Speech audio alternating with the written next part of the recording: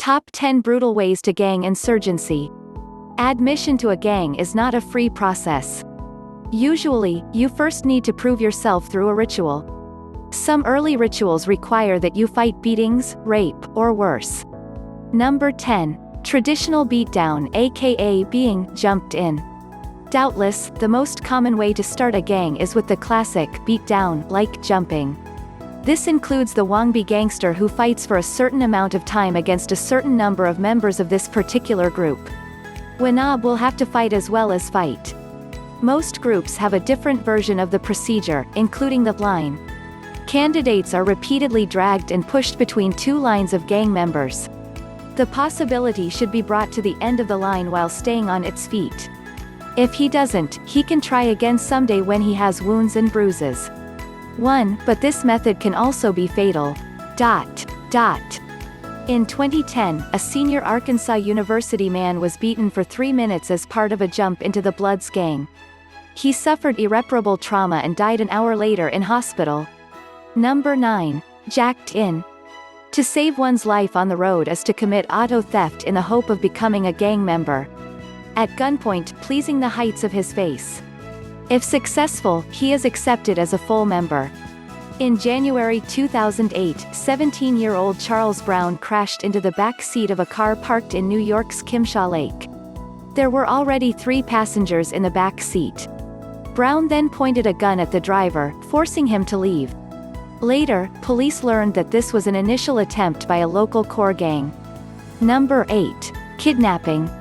To prove themselves eligible to join the Vitos Lucos gang, North Carolina's Jose Cruz and Hugo Torres formed a national coalition in 2011 after allegedly abducting a man and holding him at gunpoint during a robbery. Criminals drove the man to a deserted mobile home, police said. There, he was beaten before he could finally free himself and run for help. This was done as part of the launch of Cruz and Torres in the local Hispanic street group. In another offense in June 2013, Mexican troops were able to rescue 165 people, including women and children, who had been forcibly abducted and ransomed by Mexican cartel groups. Number 7. Sexed in. Most groups are not biased against the idea of recruiting female members. Thus, a special starting process is involved. According to the Florida Gang Reduction website, a female recruiter sometimes has to roll 2 dice. Then he had sex with this number of gang members. Esha Numbard, a former London-based women's group, said it was common for women to be targeted for prostitution as part of a group. One more group, he said. For example, she may know what happens to the girls in the gang, but she still sleeps with them all just for the sake of status. Number 6. Gang rape. Once thought to be nothing more than a sensational rumor, it is a highly active and brutal form of rape for some groups. 8 teens from a California organization known as the South Side Mafia were accused in 2011 of luring an 11-year-old girl into a park bathroom, where they performed as part of an inaugural ceremony. She was raped.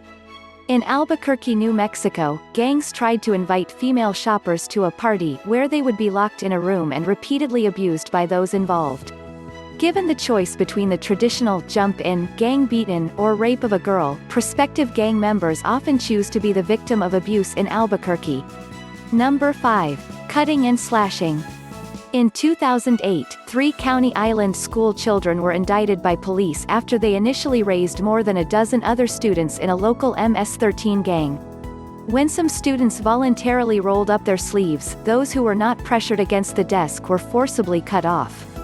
In New York, a similar incident took place in 1999 when 6 members of a blood gang attacked a woman on a train. They cut him with a razor and struck him. 2 days later, his jewelry was stolen from another woman. During the crime, he was hit in the face with glasses that required 150 stitches.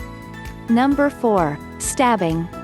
Killing someone is a regular occurrence in prison gangs, but it doesn't have to be on the streets.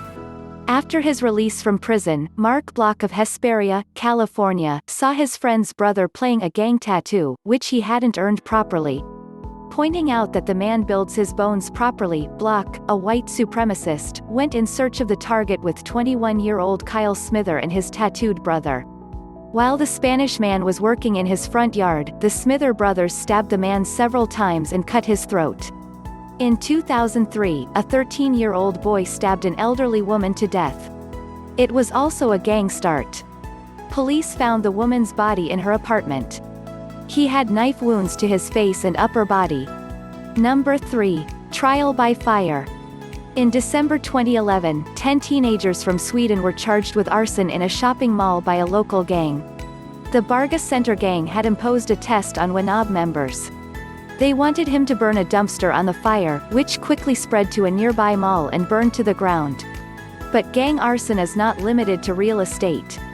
In 2013, both Austin Simpson and Morris Hollis, both from Houston, Texas, were charged with murder after chasing down a random passerby, Carlos Hernandez, and using it as part of an early ritual for black students. Was burned. Number 2. Blood in murder. Massacres committed to start a gang can cover everything from drive-by bullets to gang rivals or even the killing of strangers. Others felt nothing, such as the 2004 death of Ken Mark, a high school coach in Washington, D.C. 2 young men, while sponsoring another to join a local group, shot and killed the coach. Richard in Richmond, California, police believe the random shooting of a pizza delivery man was a gang denial. As he approached a door to deliver pizza, unidentified gunmen shot him in the back. Number 1. Serial killing. Police in Java, Mexico, are battling an even more horrific monster because of its involvement in mass violence, serial killings.